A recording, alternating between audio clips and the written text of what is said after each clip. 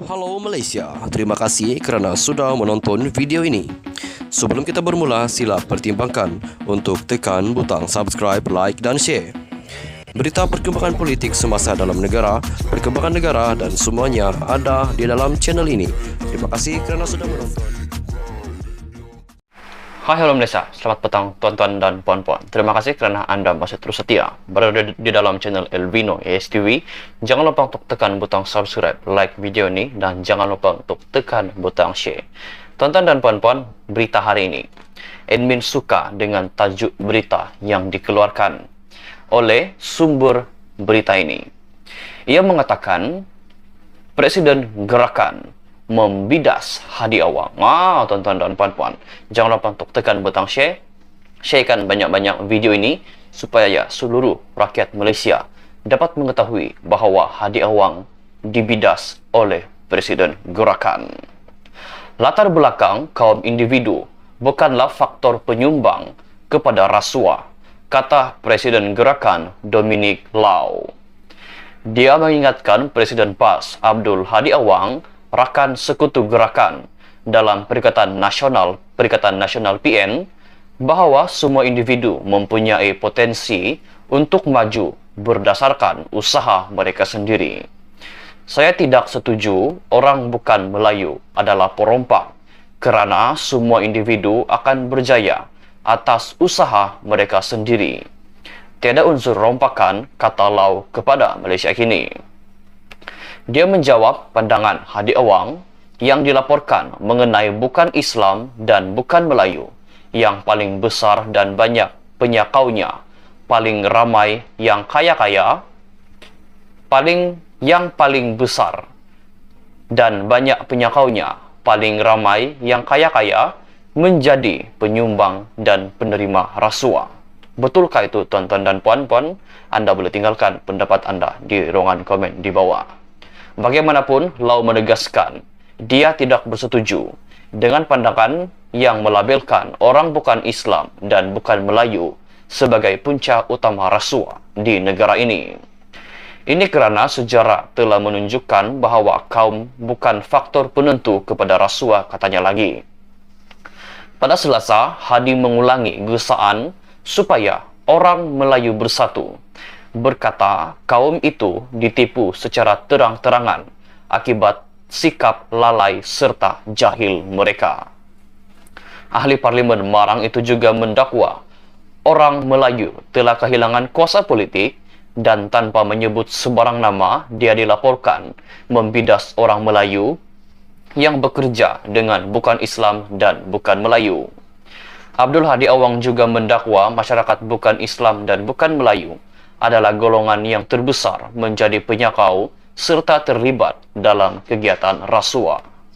Sementara itu, Lau yang mengekalkan sokongan gerakan terhadap tindakan Hadi untuk bersuara menentang rasuah juga mendakwa pendirian konsisten Perikatan Nasional PN dalam isu itu tidak seperti Barisan Nasional BN dan Pakatan Harapan PH. Jelasnya, sebarang perbezaan pandangan antara gerakan dan parti PAS boleh dan telah dibincangkan antara parti-parti di platform Perikatan Nasional PN. Atas semangat PN, kami akan membangkitkan sebarang isu yang kami berbeza pandangannya.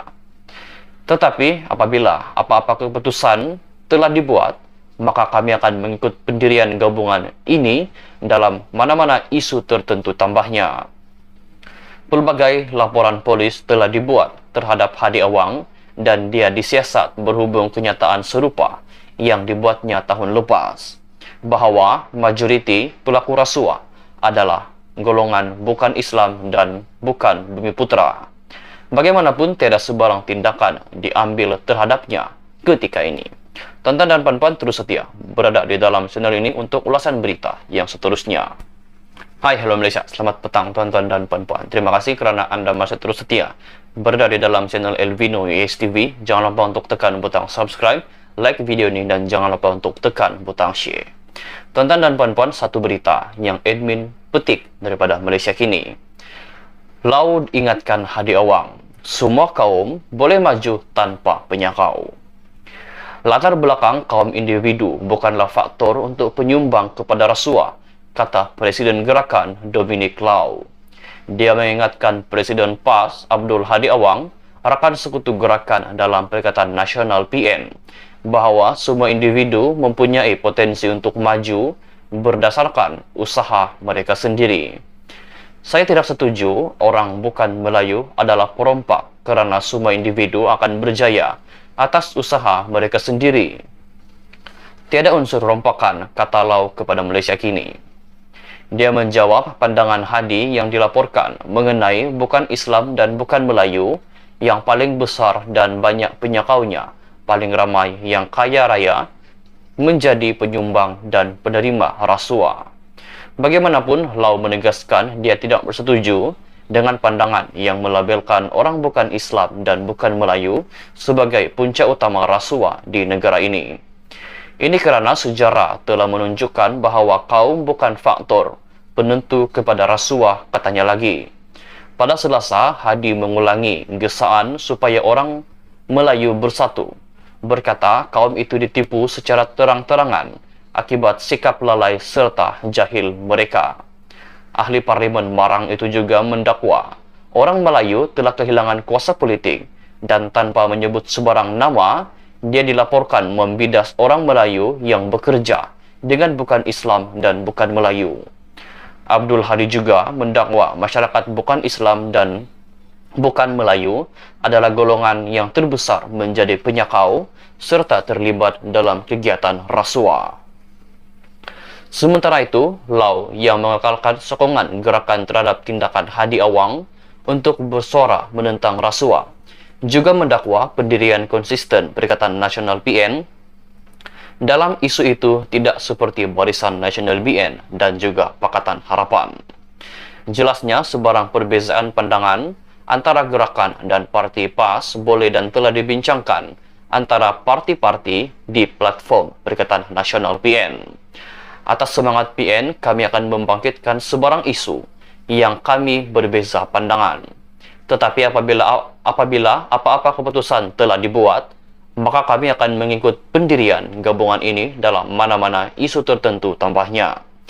Pelbagai laporan polis telah dibuat terhadap Hadi Awang dan dia disiasat berhubung kenyataan serupa yang dibuatnya pada tahun lepas bahawa majoriti pelaku rasuah adalah bukan Islam dan bukan Bumi-Putra. Bagaimanapun, tiada sebarang tindakan diambil terhadapnya setakat ini.